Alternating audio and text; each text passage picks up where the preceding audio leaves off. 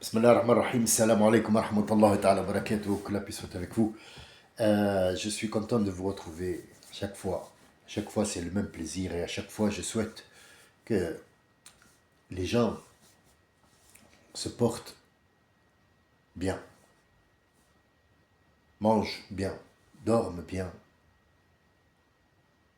et que toutes ces guerres cessent et qu'on prend un moment de répit pour tout le monde. Que la paix soit avec vous à jamais, Inch'Allah. Aujourd'hui, je voulais juste ouvrir une petite porte sur un élu prophète qui va nous apprendre au monde entier la patience. Il s'appelle Ayoub. La plupart des gens ne connaissent pas toutes les prophéties et ne connaissent pas tous ces gens qui ont contribué à former un monde dans lequel on vit aujourd'hui. Quand on lit les écrits, que ce soit dans les évangiles, dans la Torah, dans le Coran, on trouve une certaine successivité de faits et de passé qui a été relaté dans le livre, ou dans les livres, ou dans les écrits. Et on voit la première image qui nous semble, qui arrive, qu'on regarde, peu importe lequel, on a commencé très peu, et petit à petit, ça a commencé à s'agrandir, une effervescence, et on est en plein dedans, l'effervescence, et puis tout d'un coup, on va se retrouver après avec très peu de gens. Alors comment, je ne sais pas, je ne suis pas divin non plus, mais tous ces prophéties qui se succèdent sont venues successivement après Moïse. Donc ils font partie des fils d'Israël. Tous, tac, tac, tac, tac, tac, tac, tac. Et c'était une période très chargée, très courte, courte. Bon, ça reste quand même, il faut le dire vite, courte, mais en fait courte par rapport aux autres périodes. Par exemple, la période entre le premier homme qui est sur terre avec sa femme, qui est Adam et Ève, Hawa, et Noé, le naufrage et le déluge, il y a eu énormément de temps, mais très très très très peu de gens. Parce que la Terre n'est plus stable et elle va partir pour le détachement, pour que chaque continent aille quelque part. Et ça, il fallait beaucoup beaucoup de temps jusqu'à ce que les continents vont revenir à leur origine. Et ça, c'est une promesse de Dieu. Les continents vont revenir, par exemple, comme la mer Méditerranée qui n'existait pas à un certain moment, eh bien, elle s'est élargie, et là, tout d'un coup, on perd chaque année quelques centimètres. Donc, en fait, dans quelques années, comme disent les scientifiques, même le Soleil, ils l'ont compté, mais c'est leur comptage à eux, hein, on va le prendre en considération, parce qu'en fait, c'est des scientifiques, il ne faut pas le nier non plus. Euh, Même le Soleil, il a un temps limité. Il ne peut pas être indéfiniment Soleil.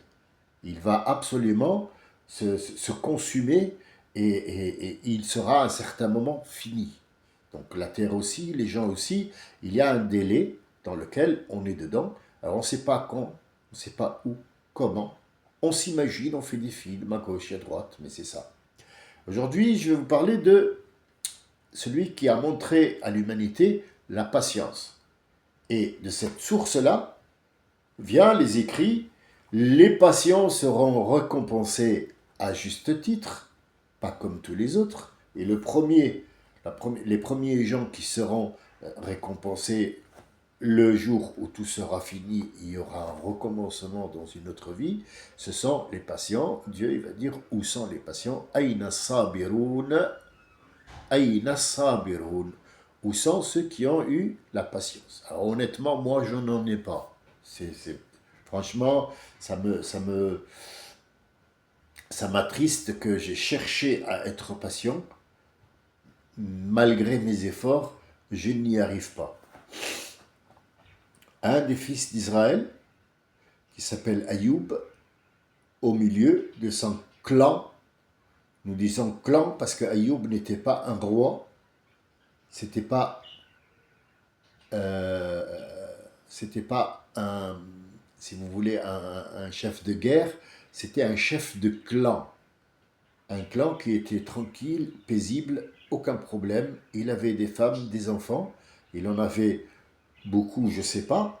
Une, sûrement pas. Il y en avait quelques-unes. Et il avait beaucoup d'enfants. Il avait des terres surtout. Beaucoup de terres.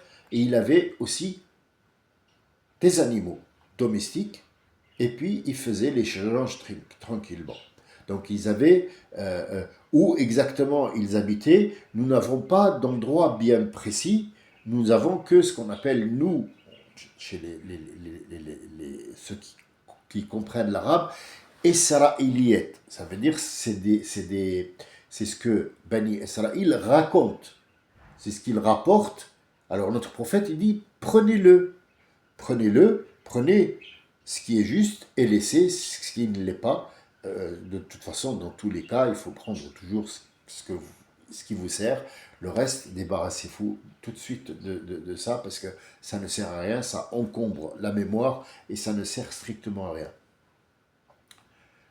Ayoub a lancé un défi, le diable a lancé un défi et il a dit aux anges que Dieu m'a rejeté et il a dit que ces gens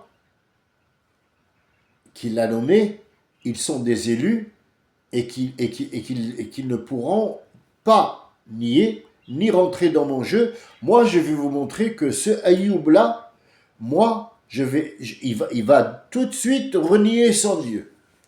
Et donc, le défi a été lancé et Allah Azza wa Jal, dans sa grandeur, il lui a dit « Je te promets sur ma grandeur que je te laisserai faire ce que tu veux et je n'interviendrai pas. Mais montre-moi ce que tu as dit. Moi, je sais ce que tu as dit, c'est moi qui t'ai créé. C'est moi qui t'ai banni, c'est moi qui t'ai maudit. Mais puisque tu as eu l'audace de me lancer un défi, termine le défi. » Et il l'a laissé faire. Et il lui a dit, je vais t'aider à accomplir ton défi, malgré que je sais que tu ne le feras pas. Parce que c'est moi, Dieu. Et donc, dans son délire, Shaitan, le diable, Iblis, il va aller d'abord s'attaquer au troupeau. Eh oui, il va s'attaquer à la source alimentaire. Il va décimer le troupeau et donc on va venir au sage du village qui est Ayoub, on va lui dire mais trouve une solution parce que là tous les animaux ont une maladie, il y en a qui ont disparu, on ne sait pas où ils sont, il faut qu'on mange, il faut que, fais quelque chose. C'est toi le chef ou c'est pas toi le chef? Et lui, il leur disait, armez-vous de patience, vous verrez que Dieu ne vous a jamais laissé et ne vous a jamais abandonné. Cette phrase, vous allez la retrouver après, je vais vous dire, elle est où exactement?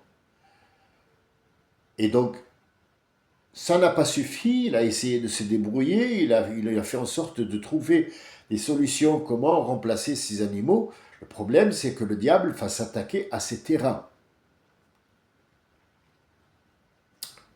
Tous ces terrains vont brûler en temps de récolte, et tout de suite après, il va s'attaquer à ses femmes et à ses enfants.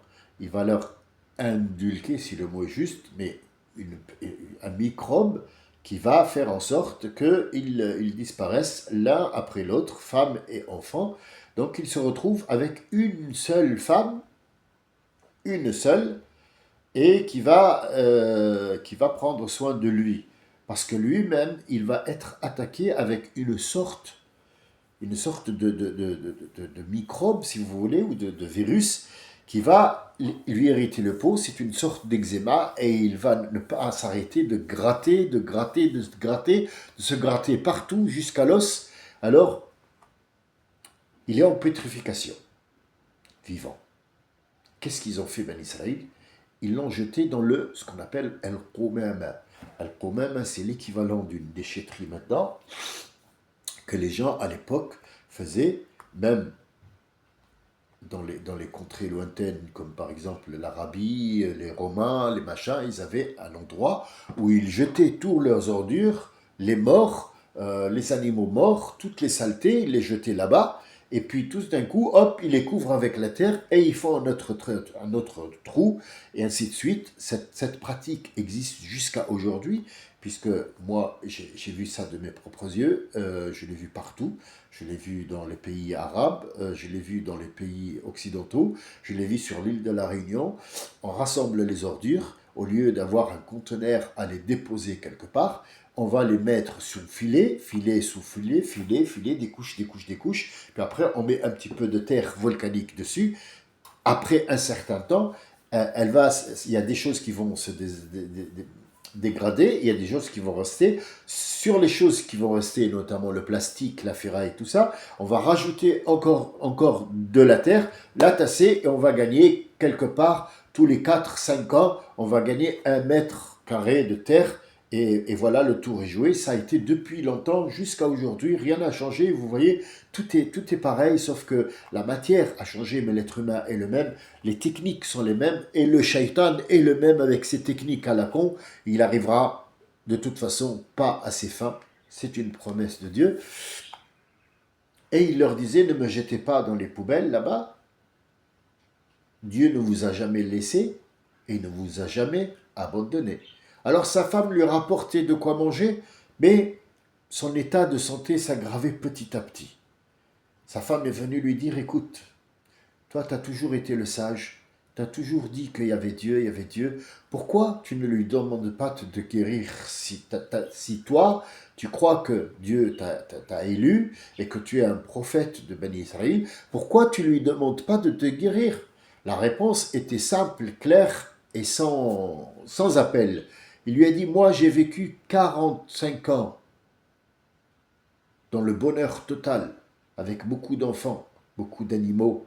Je suis arrivé à chef de clan et prophète, et il m'a jamais déçu. Et moi, ça ne fait que 14 ans que je suis malade. Lorsque j'entendrai 45 ans de maladie, ce jour-là, je lui demanderai. Pour l'instant, je n'ose pas lui demander, parce que ce qu'il m'a donné, c'est plus qu'il m'a repris. Ce sont les paroles de Ayoub, c'est celui qui va apprendre le mot patience au monde. Vous vous rendez compte? Et non seulement il lui restait une femme, il lui restait plus rien du tout, les gens, Ben Israël l'ont jeté, et ils ont fait leur petit business à côté, ils se sont débarrassés de leur prophète, mais en plus il a dit, la dernière femme, je vais m'attaquer à la dernière femme. Le problème c'est que Dieu, dans le plan qu'il a fait, cette femme ne doit pas disparaître, parce que c'était le seul lien qui va lier plutôt, pardon, excusez-moi, euh, Ayoub à son clan. Donc, il est venu lui dire, écoute, ce que tu lui rapportes, ça ne lui suffit pas, il n'a pas de force, essaye de le rapporter, machin truc, il s'est déguisé en homme, non, il a pris l'apparence d'un homme, il parlait à la femme d'Ayoub, il lui a dit, écoute, coupe, t'as de très bons cheveux, des très longs cheveux, coupe ce cheveu et donne-les là-bas, ils vont l'acheter, et avec l'argent, tu lui achètes de quoi manger pour qu'il prenne des forces, parce que là, il est pas bien. Donc elle est allée le voir, elle lui a dit, écoute, qu'est-ce que tu crois que je couperai mes cheveux qui vont jusqu'à mes chevilles, et je les vends et je t'achète de la nourriture plus consistante? Il lui a dit, non, si tu fais ça, c'est un mot qui est sorti de sa bouche. Écoutez bien, les gens, comment ils promettent, quand ils promettent, ils doivent absolument tenir leurs promesses. Il lui a dit, si tu coupes tes cheveux et tu les vends pour m'apporter à manger, je te tape.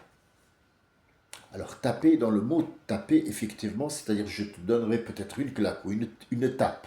On est bien d'accord. Le sens change et va varier selon les gens, ce qu'ils veulent vraiment t'amener à en taper les femmes. Ben oui, on tapait les femmes à un certain moment. Ben voilà, c'est comme ça. Sauf que ce prophète ne tapait la femme, mais il voulait lui faire peur pour qu'elle ne coupe pas. Mais effectivement, le diable va la convaincre de couper ses cheveux. Et entre-temps, le parasite qui l'a décomposé la peau, il n'avait plus de cheveux, il n'avait même plus d'ongles pour pouvoir gratter, tellement ça le grattait, il lui reste plus rien. Et il lui a attaqué la langue. Il a dit, Ya Rabbi, le corps, je veux bien. Mais la langue avec laquelle je t'évoque, s'il te plaît, guéris-moi la langue seulement pour que je puisse t'évoquer. Et j'attendrai. Je passerai le temps qu'il faut à être malade si toi tu l'as décidé. Et là, il va recevoir l'ordre de l'ange Gabriel qui est juste à côté de lui, qui va lui dire, essaie de toutes tes forces de te remettre debout avec ce qui te reste de ce corps et tape avec ton pied droit la terre. Jaillira de cette terre de l'eau avec laquelle tu te laveras et tu retrouveras ton corps. C'est ce qu'il a fait. Il a tout de suite tapé la terre, de l'eau est jaillie et il s'est lavé. Et comme si de rien n'était, il a retrouvé le corps qu'il avait au tout début, au commencement du grattage. C'était pas de la magie, mais c'était juste une illusion que le diable avait fait. Et la patience de Ayoub a pris le dessus. Et donc, il a dit, Allah Azza wa Jal, il a dit, et on lui a redonné ses femmes et enfants et animaux et terres, et on lui a donné le double. Et Dieu lui a dit, si tu as fait la promesse, parce qu'il a demandé, il a dit, Ya Rabbi, j'ai fait une promesse que je taperai. Je voulais lui faire peur, mais je voudrais tenir ma promesse. Il lui a dit, prends une brindille, toute petite, et tape-la avec. Tu auras tenu ta promesse. Reprends-toi en main et va à Bani Israël et dis-leur ce verset qui existe jusqu'à aujourd'hui. وَالضُّحَى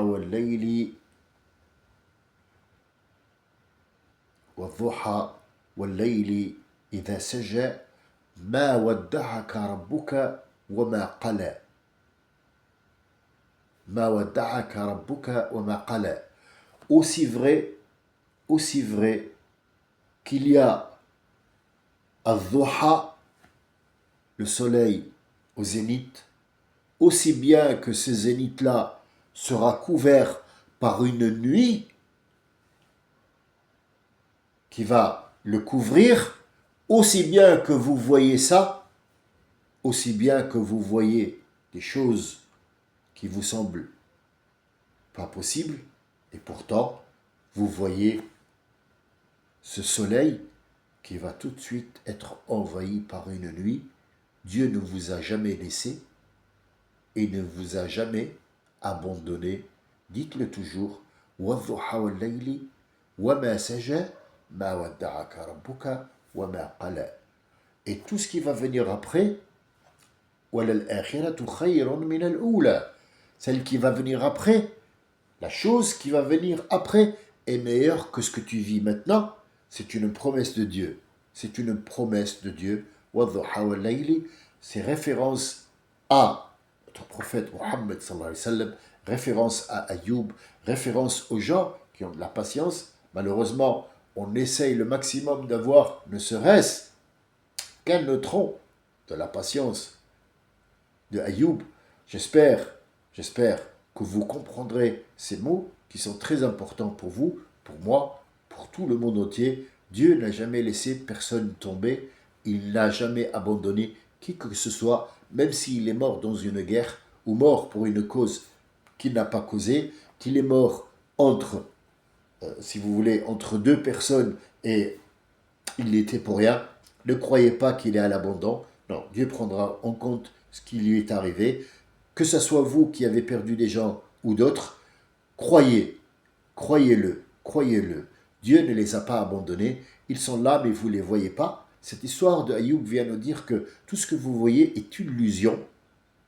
Illusion. Le diable peut vous donner des illusions comme vous pouvez vous la donner vous-même. Avant de terminer, excusez-moi, je suis très pris par ce qu'on appelle Monsieur le Covid. Malheureusement, bah oui, bah, c'est comme ça. Je n'ai pas je n'ai pas le goût, je n'ai pas l'odeur, j'ai les courbatures. Malheureusement, ben, c'est comme ça. Je l'ai attrapé, je me le garde, je ne sors pas de chez moi jusqu'à ce qu'il parte. Normalement, je ne suis plus contagieux, mais je suis fermé complètement, je m'en excuse. Euh, ce que je voulais vous dire, la ilaha illallah Muhammad Rasulullah. Quand vous dites, quand vous perdez quelque chose, des clés, un bien, l'argent, une trousse, dites avec conviction. وَالضُّحَى وَاللَّيْلِ إِذَا سَجَى. Ce que vous avez subi est peut-être l'effet du diable ou des malfaisants qui vous couvrent la vérité, mais la vérité est là. Ayoub n'a jamais été malade. Ses troupes, ses enfants, ses femmes, ses animaux étaient sur place. Ils n'ont jamais bougé de leur place. Sauf s'il a vu, lui, il a vu un feu, il a vu ses enfants brûlés, morts. C'était une illusion, c'était une image pour qu'il puisse sortir de ses gonds et dire que Dieu m'a laissé tomber, il n'existe pas. C'était ça le but. Et malgré que Dieu a aidé le diable pour qu'il accomplisse sa promesse, malgré ça, il n'a pas pu faire ça. Et il dit, Allah Azza wa Jal, Inna kayda shaytani daif. Le diable n'a aucun pouvoir. Aucun, sauf le pouvoir de l'illusion. Il va attirer votre attention sur quelque chose pour que vous ne voyez pas le reste. C'est pour ça que la magie est bannie de l'islam, parce qu'elle ne donne pas la réalité. Le faux et usage de faux ne gagne jamais, même dans les civilisations les plus civilisées, si je peux dire.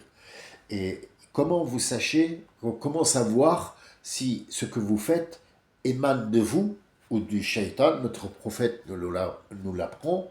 Alors, si la chose que vous faites est à répétition, elle se répète tout le temps. Vous en avez toujours envie, toujours. Par exemple, fumer, tout le reste. Ça vient de vous. Vous êtes accro à cette chose-là et votre esprit le demande. Mais le diable vous aidera à être toujours addict à ça. Mais ça vient de vous. Mais alors comment savoir si les susurres viennent du diable ou de moi? C'est très simple. Si par exemple les susurres ne s'attardent pas sur quelque chose, ça vient du diable. Je vous explique tout de suite, puis après je vous laisse, Inch'Allah. Si par exemple, maintenant, je suis en train de lire le Coran, et dans la tête, je reçois un message, une susurre, écoute, viens, on va sortir un petit peu, là, il ne fait pas un peu sombre ici. Donc toi, tu ignores cette susurre. Et tout d'un coup, il te dit, mais t'as mis les clés où en fait? Est-ce que tu crois pas qu'on te les a volées ou quelque chose comme ça? Pourquoi tu n'irais pas voir le tiroir d'en bas? Donc toi, tu fais abstraction à cette susurre aussi. Après, il te dit, tu te rappelles l'autre fois dans le bus, la dame là qui t'a regardé? Moi, je pense qu'elle t'a regardé parce que tu lui plais.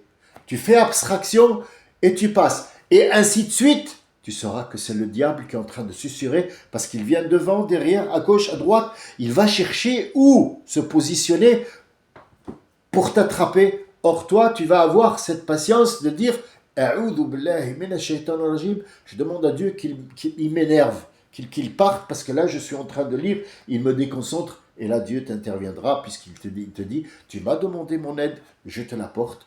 Et il va absolument t'abandonner, mais ça sera momentané. Il faudra que tu renouvelles ta demande pour que je puisse t'assister. J'espère que vous avez compris ce que j'ai dit. Je vous remercie. Je vous donne rendez-vous bientôt, Inch'Allah. Je vous dis salam. Au revoir. Merci de votre écoute. Et soyez patients. Soyez patients. Soyez patients. Ma wadda'aka rabbuka wa ma qala. Souvenez-vous de ça. Wadduha. C'est la sourate Wadduha. Salam alaikum.